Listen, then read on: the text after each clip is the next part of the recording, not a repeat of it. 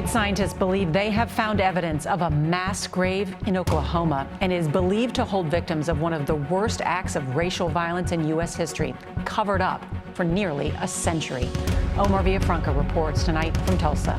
This is the Greenwood neighborhood, also known as Black Wall Street. You had tailors, banks, grocery stores, tax services, all black-owned businesses.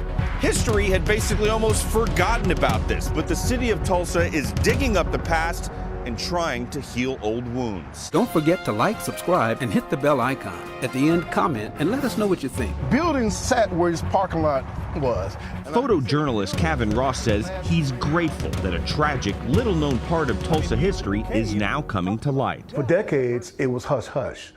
Even some of the survivors that I interviewed, they were quiet and telling, oh, and the white people did this. They were whispering in their own homes because they were brought up not talking about what happened. It happened on these streets in 1921. Much of the Tulsa neighborhood of Greenwood was burned to the ground by a white mob.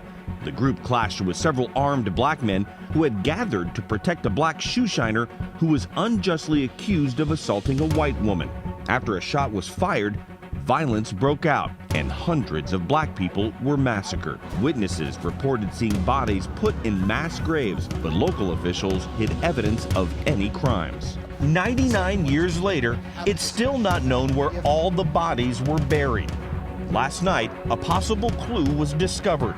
A committee commissioned by the city to look for mass graves found a 30 by 25-foot pit that could hold close to 100 victims. G.T. Bynum is Tulsa's mayor. It's very powerful. It's the first time that we've had anyone say that from a technical standpoint in an open forum in a meeting like this or to us. Scientists are now planning to do additional surveys that could lead to excavation. How soon would you like to see excavation? I would like to see excavation by the spring. You know, we waited this long. We know where they are. Let's go get them.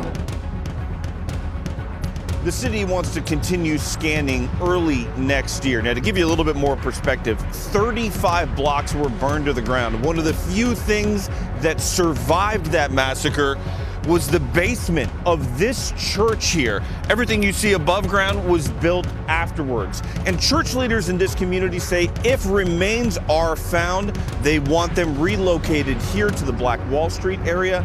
They want to build a memorial.